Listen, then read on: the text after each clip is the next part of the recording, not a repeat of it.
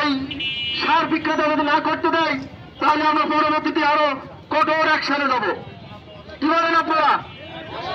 করতে পারি না, আমরা উন্মুক্ত বাজার থেকে কিনে উন্মুক্ত বাজারে বিক্রি করি। যা এখন কৃষক সকাল লাইনে দাঁড়াবেন, কেউ আগে পিছিয়ে যাওয়ার চেষ্টা করবেন না।